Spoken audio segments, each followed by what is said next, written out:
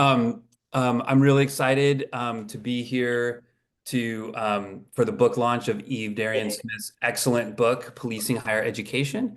My name is Isaac Kamola. I teach political science at Trinity College in Hartford, Connecticut, and I direct the Center for the Defense of Academic Freedom at the AAUP. Um, I'm really excited to be introducing Eve um, and her book. I have a great admiration for Eve for many years now, and she is also a fellow at the center, and it's been a real pleasure and joy to get to know her as a colleague and a friend, and somebody who has written a fantastic book. I think that the thing that I really appreciate about Eve's book is the way that it puts the attacks on higher education in an international context. Um, in that I think there's a tendency for me, for lots of people, to think about the ongoing attacks on higher education in a kind of methodologically nationalist way, that there's an attack in the United States, there's an attack in Hungary, there's attacks going on in Turkey or India. And not seeing the kinds of the global connections, the ways in which these attacks are part of an ongoing global movement, a right-wing movement, and what the implications of that are. So without further ado, I'd like to introduce Eve, who is going to introduce the panelists, and then we'll hear from the other panelists. So Eve Darian Smith is the distinguished professor and chair in the Department of Global and International Politics at the University of Irvine, author of tons of books and articles, including Global Burning, Rising Anti-Democracy and the Climate Crisis, as well as Policing Higher Education, which we're here to talk about today. It's a great pleasure and honor to introduce Eve and the panelists. So thank you all for being here. Thanks so much, Isaac. It is a great pleasure to have, old friends and new friends join us for this conversation. I'm always deeply appreciative when people take time out of their very busy days to join and have such a conversation together. Very timely, unfortunately. A big thank you to the panelists, who I think are going to have some wonderful comments and feedback, and have a very rich conversation together. But first, I just wanted to thank Isaac, because he, as the director of the Center for the Defense of Academic Freedom, has shown us extraordinary courage and fortitude and good humor, and has been really truly an inspiration to many people, including the 15 fellows at the center. So truly a big shout out to Isaac, and also to Kate for getting us so well organized today. Many thanks to people who have helped with this book, but I also, in the interest of time, just wanted to highlight John Renaud from the University of California Library here at Irvine, for contributing a grant to make this book open access, which to me was extremely important, given that it's talking about academic freedom in the United States, but within a global context. And to have it available for everybody around the world that may be interested or not is truly a wonderful blessing, as it were. And so thank you to UCI Library Services. As Isaac mentioned, the book is sort of an offshoot, or at least a sort of extension of my work on rising fascism and authoritarianism around the world, which I've been working on for some years now. And I really started to get extremely anxious back in the, 2021, 22, when sort of many universities and colleges, big and small, public and private, started to come under attack in Republican-led states such as Florida, Texas, Georgia, and others. So even under the Biden administration, there was a great deal of anxiety emerging in some states within the US around what people could talk about in the classroom and how people could speak both on and off campus. And so I started to really sort of see the attack on higher education and what was unfolding in the United States as very importantly connected to a very rising, aggressive MAGA Republican contingent, and very much connected to the attack on democracy in societal terms more generally. But it was really not until 2022 when I went to a conference put on by CAFCA, the Coalition for Academic Freedom in the Americas, in Monterrey in Mexico, that I really started to get very anxious about what was happening in the United States, because a lot of the conversations in the United States around academic freedom were very, very embedded in a legalese about whether a particular attack could be constituted as an academic freedom attack, or whether it was attack on free speech. And the conflation in the United States around a person's constitutional right to speak freely versus the professional rights of academic freedom was very worrying to me. And when I went down to Monterrey in Mexico and met with other peoples from across the Americas who had been involved in increasing attacks on higher education, and heard stories from students and faculty and activists about the terrible conditions emerging across Central, South America, Latin America, about what they were facing, I realized that the potential for what the United States as a national higher education sector was facing was extremely alarming. And I realized that, we had a lot to learn in the United States around academic freedom, and the experiences from other educational communities and academic communities, what they had faced, how they were resisting, how they could reframe academic freedom in certain ways to resist the onslaught of far right and a few far left governments. So that was a very eye-opening experience for me, as I say, because it opened up a different set of conversations around academic freedom that I had not been listening and hearing and engaging with in the United States. And in the Americas context of Latin America, academic freedom was interestingly very much connected with notions of liberation, of freedom from colonial oppression, of being able to think freely in one's own language and in one's own terms.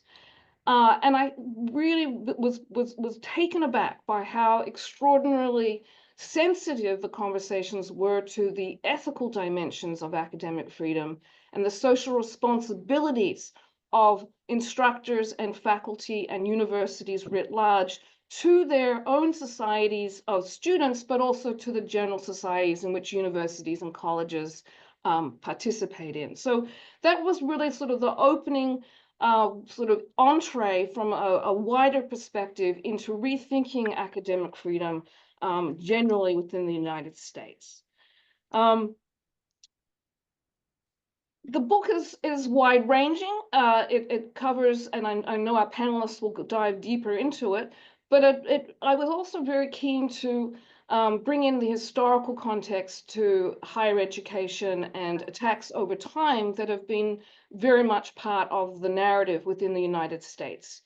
So we have, the 1920s and the Red Scares, we have McCarthyism, and we have other moments in which the sort of pushback towards a more inclusive, a more racially sensitive higher education sector have emerged. And so there is a chapter there that sort of connects the 1950s and 60s civil and political rights and the movements of students on campuses and the protests against Vietnam War and so on.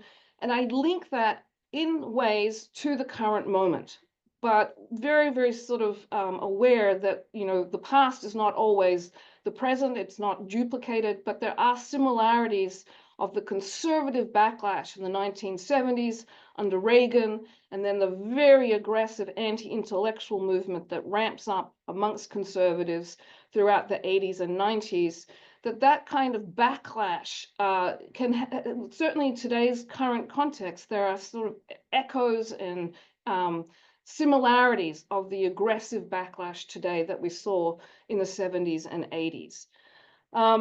But I very much know that people in the audience to this event today have said this, and I'm very much affirming their sensibility that we are now facing a much more extreme attack than has happened in the past under such things as McCarthyism, and that we are really in a new moment of aggressive attacks on higher education, as we all know very, very well, at a national level now.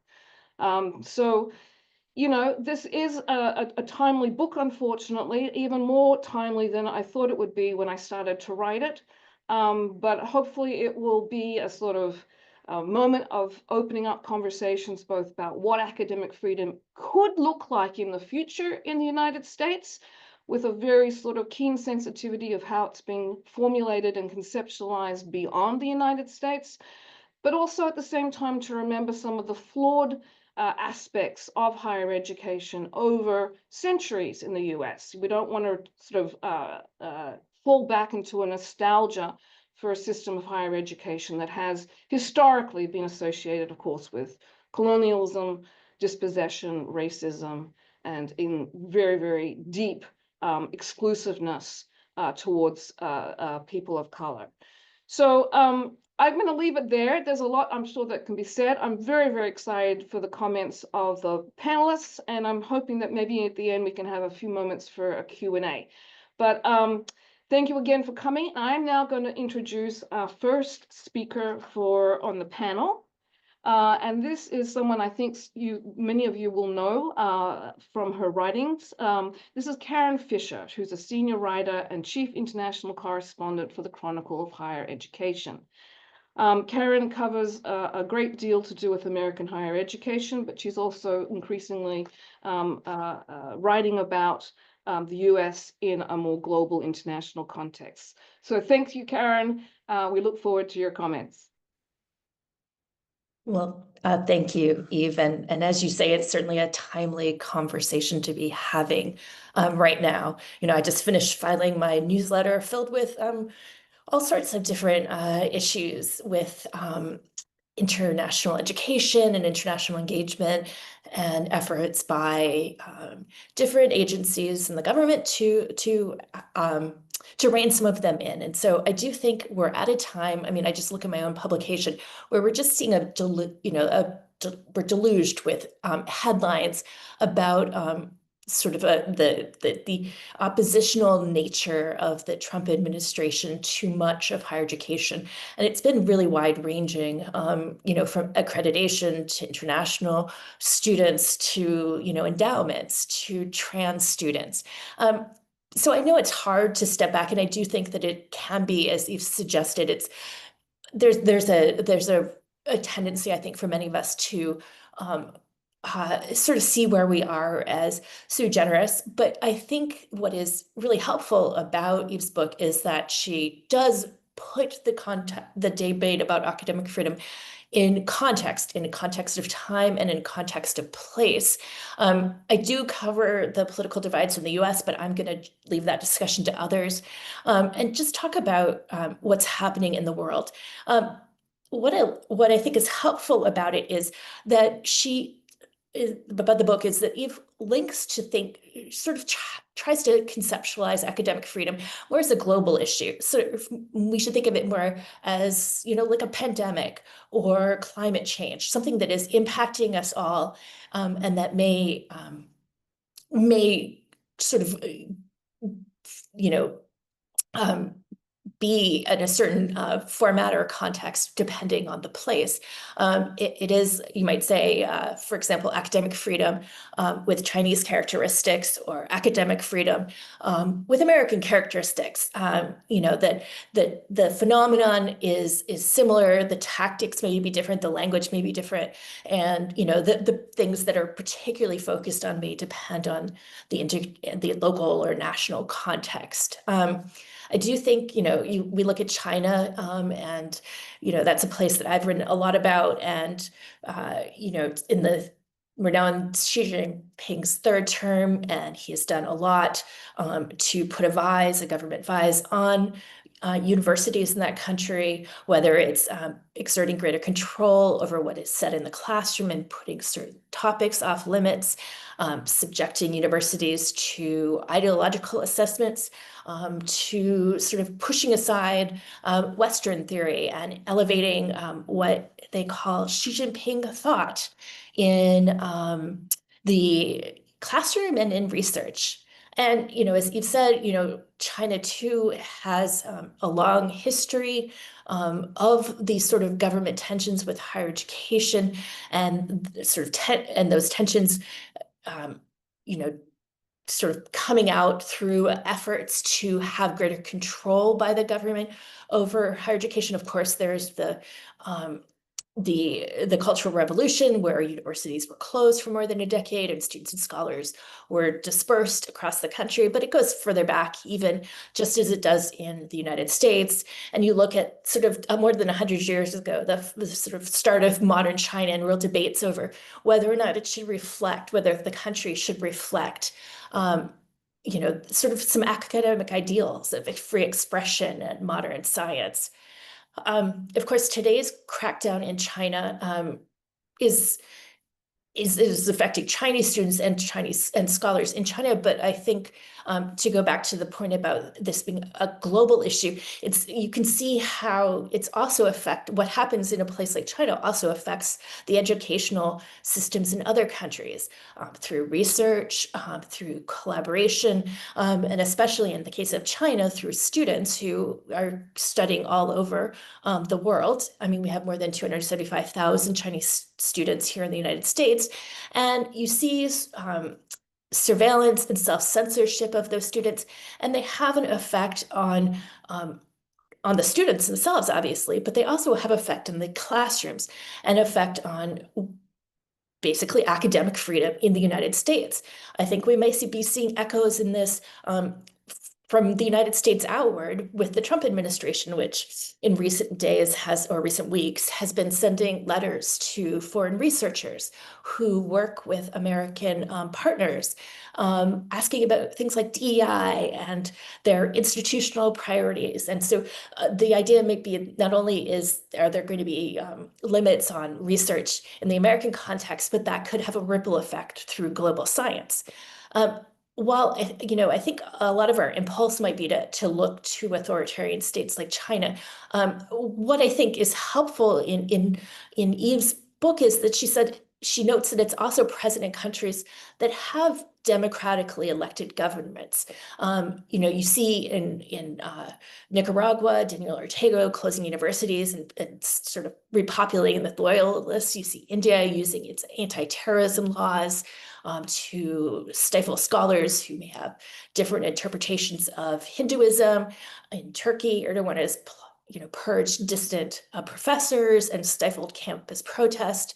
And of course, there's Hungary, which I think we all are a lot more familiar with now than we might have been in the past, given the elevation of its higher education system in the Trump administration.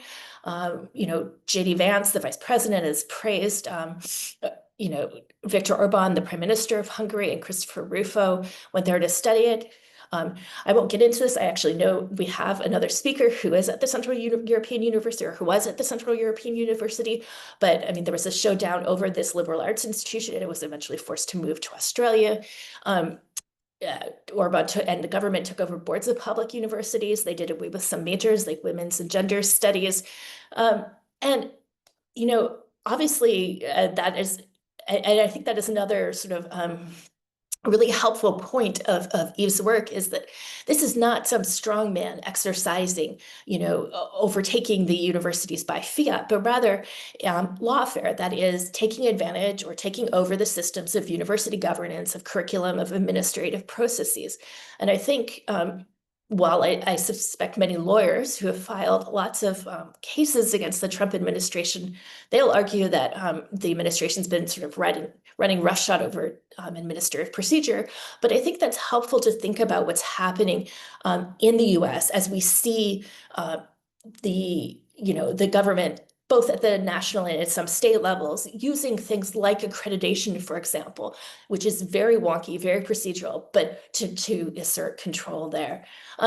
I will end in just a second, but I would also say one of the other things that I hope we can talk about, but I really like in the book, is it makes the point that we often talk about these as culture wars, and they are. I mean, there are social and cultural divides around higher education in this country and others, but a lot of them, if you dig a little bit and you go deeper, those roots are often economic. And so I think that's a very important point to acknowledge. Anyway, back to you, Eve. Fantastic. Thank you so much, Karen. Our next speaker is Jeremy Young. Some of you may associate Jeremy with his work at Penn, but he is now a senior advisor for Strategic Initiatives at the American Association of Colleges and Universities. I didn't realize, but he's a historian by training, and his commentary on issues of academic freedom and higher education appear frequently, as some of you may well be aware, in many leading media outlets such as the Washington Post, Time, the Daily Beast, Inside Higher Education, and so on. So thank you, Jeremy, for your comments, and we look forward to hearing what you have to say. Well, thank you. It's a pleasure to be here, and thank you for the invitation to speak about this excellent book that you have written. You know, your book chronicles a period of time that ends with a period that many of us have lived through, but it goes far back into the past. It goes all over the world, and I agree with Karen that one of the strengths of this book is the way that it places what we have historically called educational gag orders in this broader context of time and place. As far as the most recent context here, the past 5 years have been host to an unprecedented wave of attacks on higher education, including initially bans on critical race theory or so-called divisive concepts being taught in college classrooms.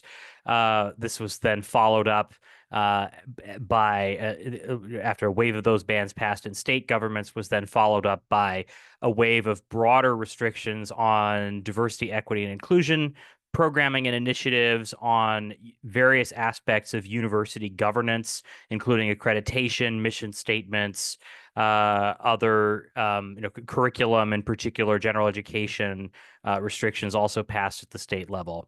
And what has since happened over the last few months, as many of you know, is that many of those attacks have gone national. And because the federal government has different levers of power from the state governments, they have manifested in some pretty significantly different ways. These broadly conceived executive orders that ban everything and nothing, that many of which have been stayed or partially stayed by courts, restrictions on funding for research, which in our system typically comes from the federal government, whereas funding for institutional general ops comes from the state governments.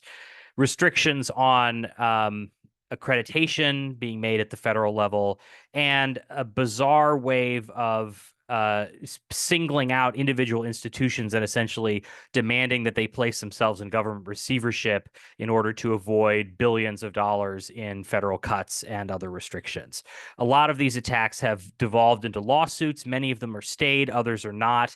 The research funding cuts in particular have been devastating and are ongoing, even if in many cases, particularly in the sciences and in medical fields, even if the research funding is restored, the projects will not be able to continue because they have been shut down. And so we've been living through all of this. I think this is the context that most of us are familiar with.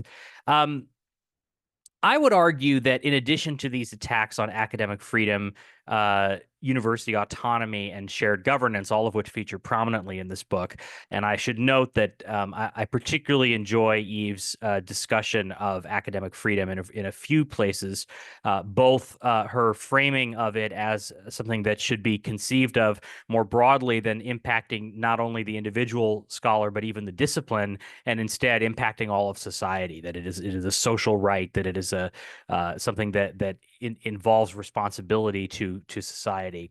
And also her quotation of what is now my very favorite description of academic freedom by Albert Einstein, which I had not read prior to this book. And if you would like to read it, you must read this book. It's an excellent, excellent find. But not only that discussion, not only have those issues been consistently under attack, but I think there is an even deeper issue, which is also hinted at in this book, which is a series. Fundamentally, this is an attack on the purpose and mission of higher education at its core, which is to educate students in a way that broadens their minds, that gives them the tools and skills that they need to become citizens in a democratic society, to think critically, to understand the world and the people around them, and to become supporters of and champions of what it means to live in a free and open world. And that is the fundamental thing that is under attack, and it's under attack, as Eve points out, from a variety of corners. It's under attack from people who want higher education to be corporatized, to be all about getting a job, placing a student in a position, whether or not they learn any sort of broader life skills or information about the world around them.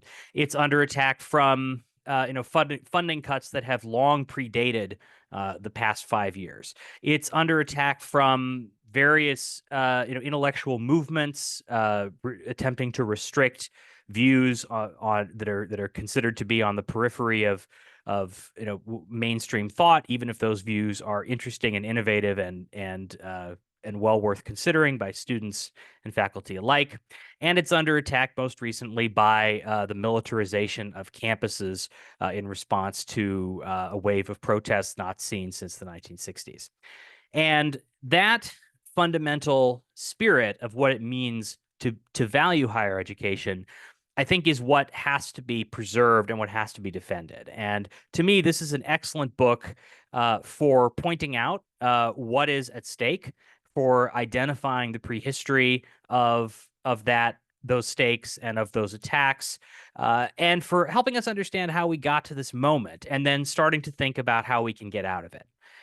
So it's an excellent piece of work. I really enjoyed reading it, and I think it's an important contribution to the current moment that we find ourselves in, and a great conversation starter for what it discusses in the final chapter, a defense of higher education. That's it for me. Back to you, Eve. Thanks so much, Jeremy. That was very, very great commentary, and I look forward to having more private conversations behind the scenes and getting some further feedback. Our third speaker is Milka Popovic, and she is a senior researcher at the Austrian Academy of Sciences, very much involved in European higher education policy, specializing as a researcher in memory studies, political sociology, and higher education generally. She was the former project lead at the Global Observatory on Academic Freedom at the Central European University in Vienna, as Karen mentioned earlier. And it's extremely wonderful to have you here as someone who has gone through a very oppressive, repressive regime in Hungary. So very interested to hear your thoughts, both about your own experiences and about the book. Thank you for being here. Thank you. Thank you so much. I'm really humbled to have been invited here and to speak among scholars and have this opportunity to kind of make a comment on what I find is a book that we really needed at this moment. And I think we all need to be grateful to you for that.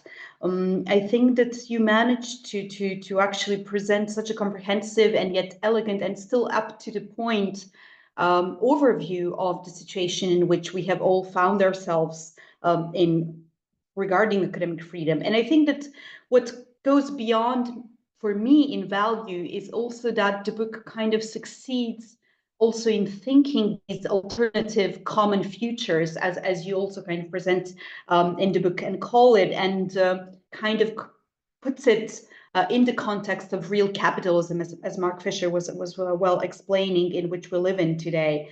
The book is rightly so focused on the US, but as we discussed, I do come from Europe, and I will try to make some connections to the European context as well. And I think this is essential for understanding the attacks under which we find ourselves today.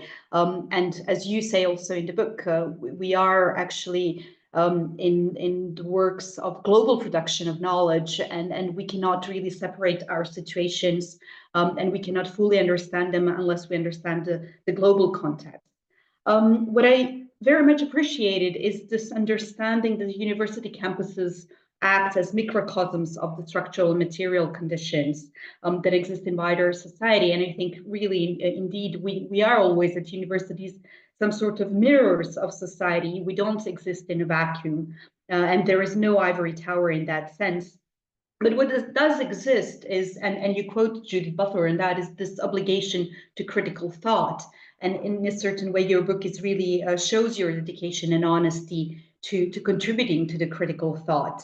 But we are still actually today placed, and we find ourselves from and within these imperial universities and places of privilege. So when we speak, we have to take that into account. What is our own positionality when we discuss the attacks, and not shying away from the political in knowledge production is actually the prerequisite to be able to think critically. And I think that your book is a wonderful contribution to that. The book inspires so many avenues and opens so many questions that I can definitely not tackle in the little time that we have today. But I would like to kind of focus on maybe two main issues that stand out for me. And one is this question of militarization in the widest possible sense.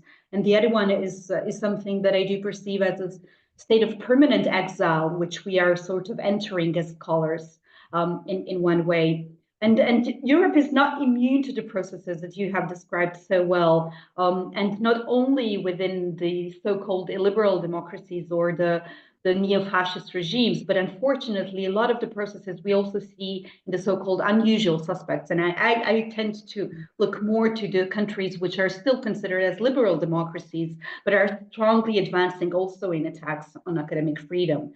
And when we think about this militarization that kind of appears in higher education, it does appear in two forms, so to say. And one is what you talk about is militarized also bureaucracy of surveillance. Europe has a strong tradition since 1999 of the creation of the European higher education area. We started with the Bologna process. There was a lot of noble ideas of opening up the European higher education sector, but it brought with itself also this extensive bureaucratization and policy processes which have been imposed top down on universities with very little involvement of the scholars and academic communities themselves. And we kind of have seen how from the very good ideas, we have entered the audit culture in which we have found ourselves in this commercialization tendencies, where actually students have been slowly started to be considered as clients, and we have started to be considered as service providers. So it kind of has been following something which have been the developments in the United States previously, and Europe is always kind of, unfortunately, catching up with both the good and the bad in the US and universities. But there has been also this other side of militarization, which is this strong security obsession, which in the context, of course, of a lot of geopolitical developments has spilled over onto universities. And we are in the context where the main parole of the Commission and Brussels is rearming Europe. And we see that this kind of is also shown through the police presence on campuses, violence against student protesters, and these national security interests are also mirrored then in some of the European higher education policies, like something we call science diplomacy. And all of a sudden, the openness of knowledge production is kind of entering the field where it should actually serve the foreign service interests of countries. And then the second question is more beyond, which is this political economy of academic freedom, which is a topic that I find extremely important, because without it, we don't really see the full picture. And as you say, no democracy without social justice. And then, of course, usually when we talk about scholars at risk, we talk about this physical exile, we talk about inner exile, direct attacks. But I think that we are finding ourselves more and more in a situation of this permanent exile of precarious scholars. And Asli Vatansever, that you quote, also talks about beautifully about this neoliberal exile. We have these thousands and tens of thousands of early career scholars who are, in positions more and more and for longer periods of times without position, and thus also finding themselves in a situation where if we link academic freedom only to actually having a post within the higher education sector that leaves thousands of researchers without any protection at all. And then also within the hierarchies of higher education institutions, we know that not everyone is equally protected from the attacks on academic freedom. If you are an adjunct professor, it's not the same situation as if you are a tenured professor. And this is all also reflected through these cuts and attacks on the public education as such. And just looking, for example, at France, which we had the President Emmanuel Macron very famously just recently saying that France is open to receive all of the American scholars who might be exiled from the Trump administration. And he was referring to Sorbonne University as one of the tenants of the French higher education and research. And at the same time, which is not known, is that Sorbonne University is currently in a technical strike because their budget has been cut up to 50% and made it also almost impossible for the university to function. As a political scientist, if you look at France, which is a country with almost 3 million students, there have been this year only 14 positions in political science actually opened at universities all throughout the country. And there is an estimate that there is a lack about 17,000 university professors actually to be able to provide high quality education. So if I think somebody needs to mute themselves. But I'm going to continue. And this is, of course, not happening only in France. We know that our colleagues in the UK are going through tremendous budget cuts. That there have been redundancy, actually firings almost every day. The Netherlands also has recently introduced extreme budget cuts. And all of these budget cuts are mostly just reorientation of the public money into rearming of the European countries.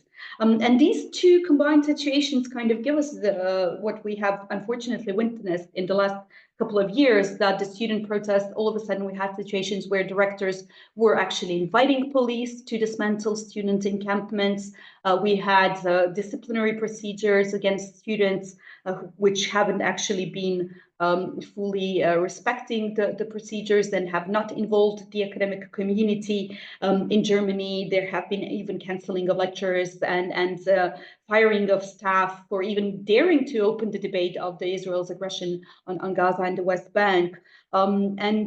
This has been extremely worrying, that we could have seen also something which you underline is the essence of the only way we can fight these attacks on academic freedom.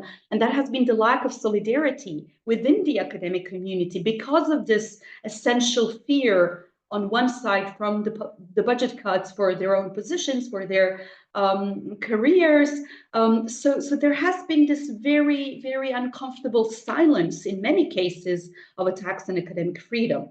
But on the other side, for example, we have the case of a non-European Union country of Serbia, which is actually right now undergoing over 6 months of student protests against an authoritarian right-wing government. And it had full support of the academic community, and the university rectors in Serbia did not invite police to dismantle the encampments and actually have provided full support to the student protests. And on the other side, paradoxically, Brussels and European Union has been extremely silent on supporting the protests because, and that is something that you show in your book, you know, this positionality of the past colonialism turning into neo-colonialisms. And one of the key issues has been actually the much needed lithium deals between Brussels and the authoritarian government in Serbia, which has then taken away the much needed support for the fight for academic freedom and liberal democracy in the country. So really kind of trying to understand what is the place of university today in this position of global solidarity, I would just like to end on an idea, which is something that you so importantly put forward, and I just like to support, is that we have to learn from each other in ways that maybe until now we haven't been used to learning from each other, and to think that actually change maybe this time will not be coming from the so-called center, but it could be found in some places of the so-called periphery. And thank you so much for putting this forward in your book. Thank you. Thank you so much. Those comments were totally wonderful. I'm deeply, deeply appreciative. Thank you so much. We're now going to turn to Camilla Crosso, and Camilla is the executive director of the Coalition for Academic Freedom in the Americas. This is a coalition that includes Canada, the United States, and all of the Americas below the border, as it were. So it's actually a very interesting coalition, a regional coalition, and very relatively recent and important in terms of how it is putting forward a new vision of regional support and solidarity for higher education. Camilla is a Brazilian human rights and democracy advocate, and her research focuses on strengthening public education systems and democratic processes across Latin America and globally. Thank you very much, Camilla, for joining us today. Thank you ever so much, Eve, for inviting me to the launch of your book. I want to start by thanking you for the book and congratulating you. It really is absolutely outstanding. I think it will be a landmark. I hope it gets translated so that we can have it increase access to it, and other scholars and students be able to read it. Really, thank you so much. There are so many wonderful dimensions, but I think I'll just start by echoing what previous panelists mentioned in terms of locating it in time and space, it being so profoundly historic. I'm curious to know how you carried out such phenomenal research. How long did it take you to piece everything together? Because it really is very thorough in terms of not only its philosophical content, but also its historical content and its comparative perspective. So I am so absolutely overwhelmed and impressed by it. I have to say that I was so moved in the preface when I saw that CAFA inspired you. I think that this is just so rewarding to know that the work of a coalition like the one that currently I'm directing can have such an effect, can be inspiring. And so I'm so pleased to know that.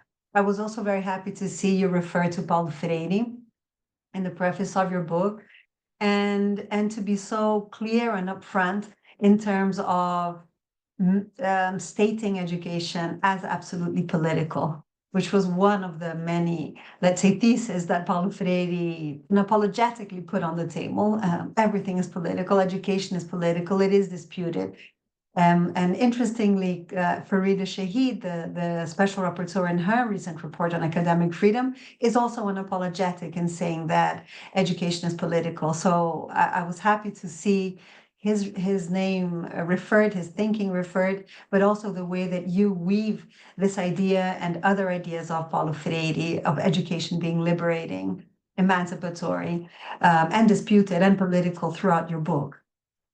I also was very impressed, and I think it was very necessary to see the way that you weave the argument, consolidate, elaborate the argument that education and academic freedom is a cornerstone of democracy. I think that all of us who are in this world of defending the right to education and defending academic freedom as a fundamental human right, really we need to drive this point through. I think it's not sufficiently embraced by our education community, and also by the communities that defend and are mobilizing and working on furthering and pushing for democracy. I think that we as a community need to be much more part of the democracy community, and I think that your book is wonderful in that sense, and I think it will help really for these communities to be weaving themselves and to be articulating in a much more substantive way. It is again, the way that you are depicting the attacks on academic freedom as part of an authoritarian playbook, I think is fundamental. And lots has been said about authoritarian playbooks, but again, academic freedom and education is still not referred to as much as it should be. And your book really, it will be absolutely phenomenally helpful in that sense. Just looking at like speaking as a Brazilian in this context of the launch of your book, I do want to say how important it is to mention the Inter-American principles of academic freedom and university autonomy. The Inter-American principles, of course, include the United States and Canada. And the fact that, you know, the US is part of the Continental Agreement and OEA, the Organization of American States, also allows you guys, allows activists and scholars from the United States to be leaning on the Commission of the Inter-American Commission, not the court, because you aren't signatory of the San Salvador Principles, but yes, you are part of the Organization of American States. So there is a possibility of exploring to which extent these academic freedom principles, the Inter-American Principles, can be helpful to further your struggles in the United States. And again, I think it's so important that you have made this huge effort to link the United States to international and global perspectives. Just to say that we have had incredible progress made in recent years, including David Kaye's report on freedom of expression and linking it to academic freedom, as well as Farida's report. So understanding the United States as part of a multipolar world, I think is enormous, is a huge dimension of your book. I support the idea that you present, Eve, in terms of of framing academic freedom as a social responsibility.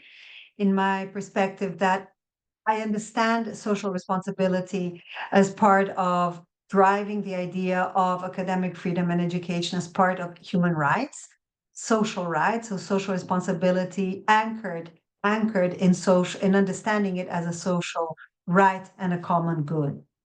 And I think that this idea of social responsibility needs to push us all in the direction of linking much more with society as a whole, communicating much more with society as a whole, and overcoming the idea of intellectual elitism. I think that that is a point that many ultra-right in Brazil have attached to and have attacked universities with the argument of elitism. And I think that we would all agree that overcoming any form of hierarchy is something that we should be engaged in. So this idea of an intellectual elite is a narrative that we should be really overcoming, and understanding the university as a space really that has to have social responsibility, and that is horizontal in nature, and that should and has to engage society as a whole. I know that my time is going slowly away, but I do want to mention this comparative perspective, and just at least naming what you have mentioned in your book of the Cordoba Revolution, and the extent to which in Latin America academic freedom and university autonomy is so anchored in our history, really, in our struggles. And I do think, Eve, that we should think of your book. Let's think of other debates that we can bring your book in to debate the extent to which the struggles of higher education and the struggles around the reconceptualization of higher education cut across the region, and how is it that we can lean on each other? How can we help each other consolidate academic freedom in the university, the place, the core mission of universities, which comes in the case of Latin America, which comes from Cordoba, and mention the role of students in the Cordoba Revolution, where they were claiming not only the right to autonomy, university autonomy and academic freedom, but also their participation in governance.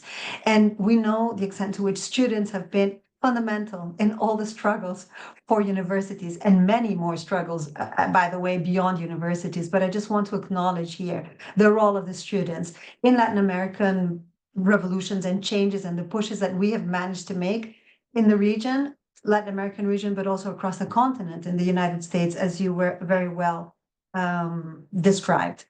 And just to really finish my intervention by saying how important all that you mentioned in terms of anti-intellectualism and denialism and climate denialism, and just thinking that COP30 is around the corner, will happen in Brazil. And again, I think it is an opportunity to discuss your findings, your books in the context of the COP and anti-science, anti-climate movements.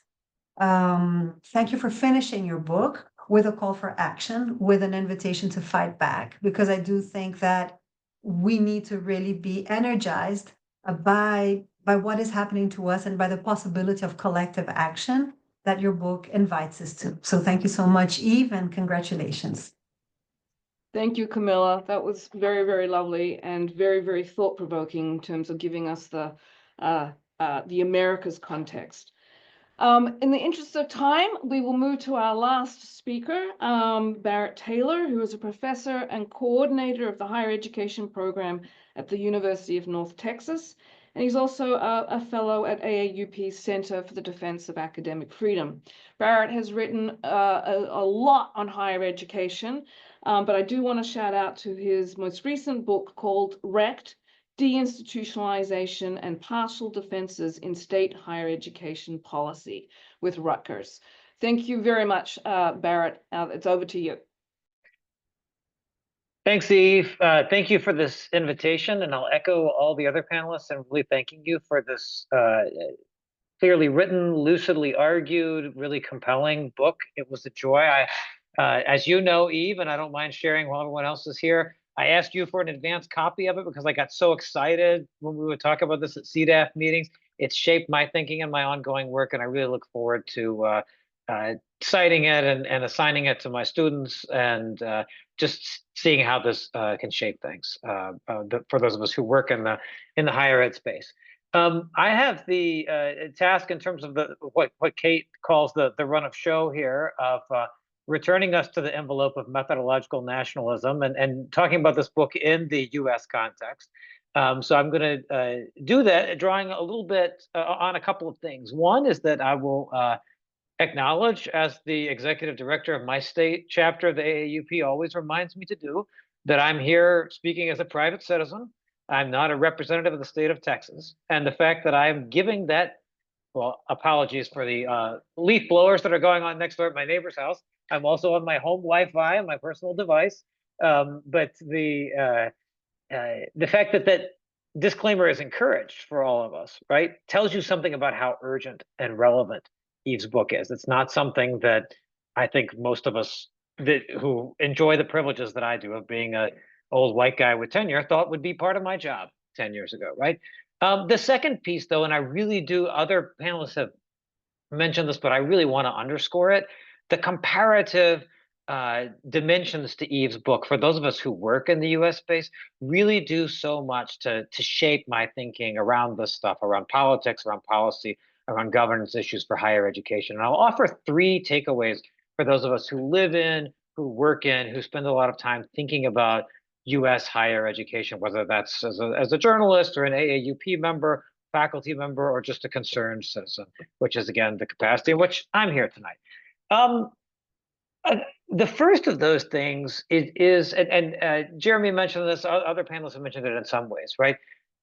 Any of us who do this work, those of us who are in the center under Isaac's leadership, we wrestle all the time with what is academic freedom and what does it mean, right? And we can take down our various hymnals, we can pull down Reifman or Joan Scott's book or something and point to chapter and verse about what this means. I thought about it in the context, again, a very US context of having celebrated Mother's Day this weekend with my mother and my mother-in-law, and I thought, Eve gives us an answer that I can share with people who are not specialists. Why should you care about higher education and academic freedom? Because it is intimately related to the kind of society that you want to have. Do you want to have a society where people are free to talk about and debate ideas? That doesn't mean to spout hot takes and have them be imbued with the authority of knowledge, but that means to draw different reasoned inferences from bodies of knowledge in places where we can debate ideas and therefore try to come up with robust, effective responses to what some of my colleagues in the higher ed governance research world sometimes call wicked problems, right? Things that are insoluble and or that seem insoluble at our moment, so we have to chip away at them. That grounding of higher education and academic freedom in social responsibility, the need to engage and give back, I think is just really helpful, really, really lucidly argued, and again, makes this legible to people who are not constantly steeped in and marinating in this like most of us on this call are. A second thing, and this also echoes something that some of the other panelists have said, but that's the privilege of going last, is I get to just say what they said and then hand it back to Isaac. The idea that policing higher education in particular has a history, I think, is so helpful for us, right? To think about how the New Deal social order or political order and the liberal university that entailed and supported also had its forms of policing. And when Governor Reagan came after Clark Kerr, that was one way to think about that. I think is really helpful for us, right? For anybody who wants to be a realist, as some of the panelists have said already, we can't be nostalgic for this old racially, gender, class exclusive 1950s and 60s university, even if we like the public funding and the high level of public confidence in higher education about it, right? That our nostalgia for that is misplaced. Eve, on the other hand, gives us some real ways to think about moving forward. And I'm not going to spoil for you what those are, because thanks to the UCI libraries, you can download this and read it for yourselves, and you absolutely should. But I will say again, to something that several of the panelists have mentioned before me, this idea that higher education is intrinsically political, I think, points to it. I would add, in the U.S. context, that this political dimension to higher education has curdled, in that it's become partisan, right? And Karen and some of her colleagues at the Chronicle have been really astute in keeping up with this in a journalistic context. I write about it in a scholarly context. But what that means, I think, is that if we don't want to get crushed between the sort of neoliberal technocracy and the post-liberal authoritarians, if we want higher education to exist in this socially responsible way that contributes to democratic flourishing, we have to make those arguments ourselves and put them out there ourselves. We cannot depend on political partisans, even though higher education is political.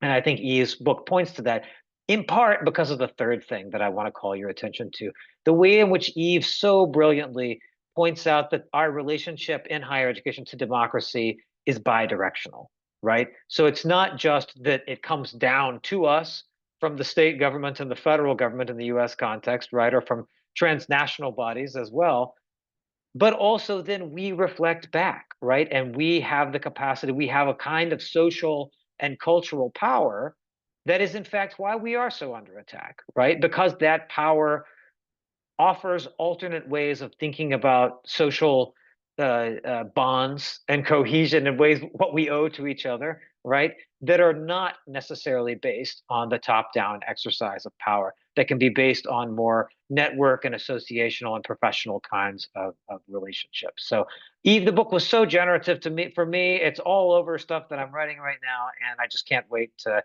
talk with you more about it and hear questions from our audience. I will stop now and let Isaac moderate those.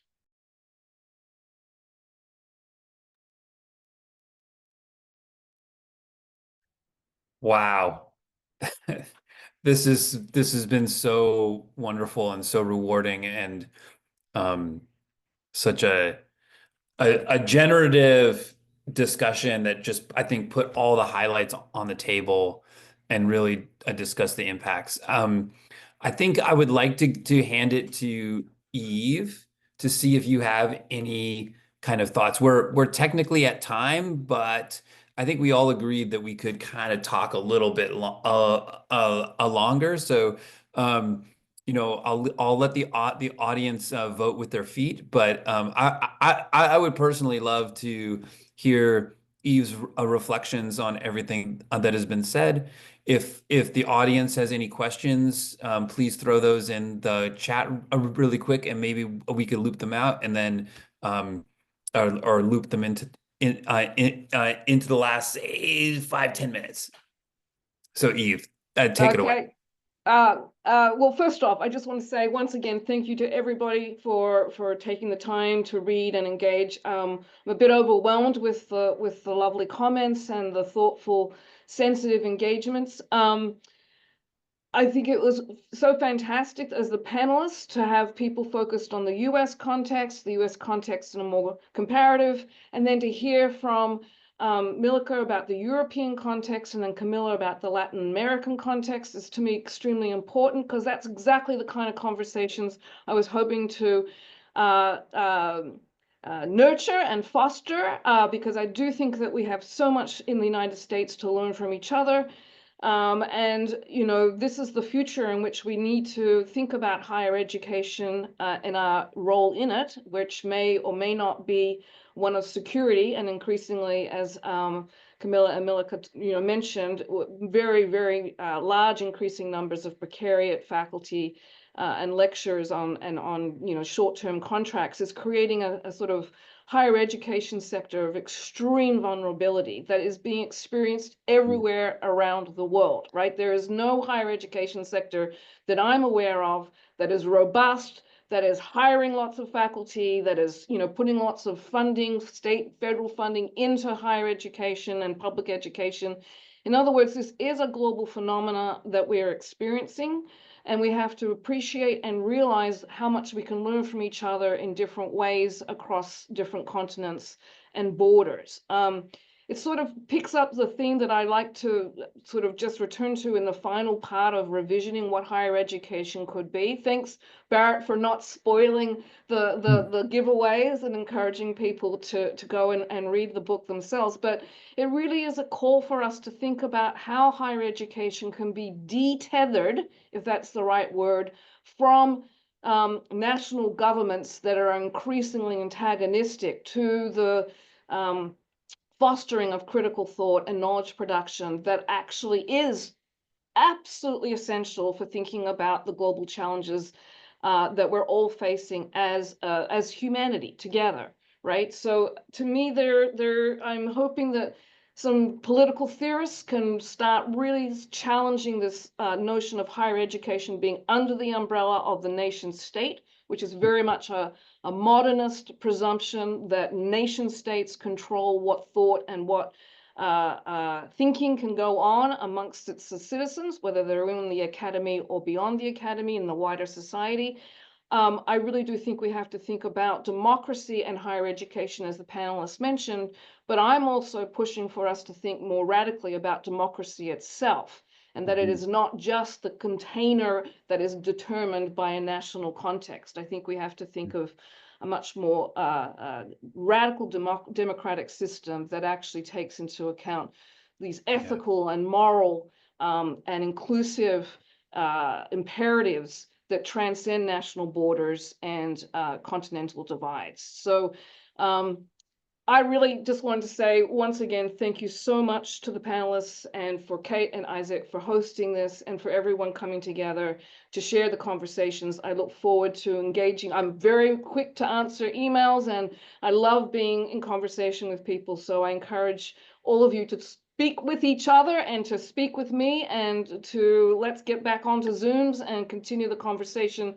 Obviously, for every one of us, whether we're in the US or other contexts around the world, there's a lot that we need to do in terms of trying to get active and organized and build solidarity and allies with unions, not just academic unions, and with other organizations that are related to more obvious democratic principles.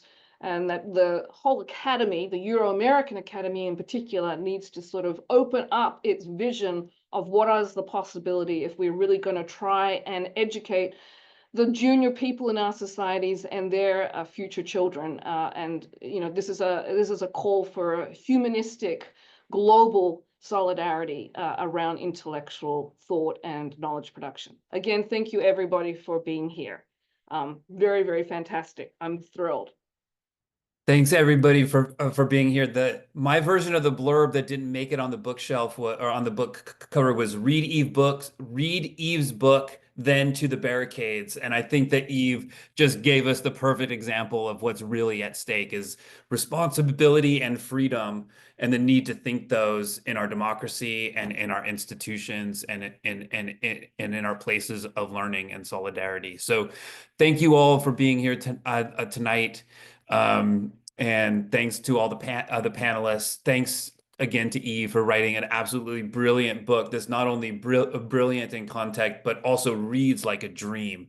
It's fast, it's readable, it's exciting to read. It's just a wonderful text. So thanks all for being here, and let's all be in touch, okay? So take care and have a good evening.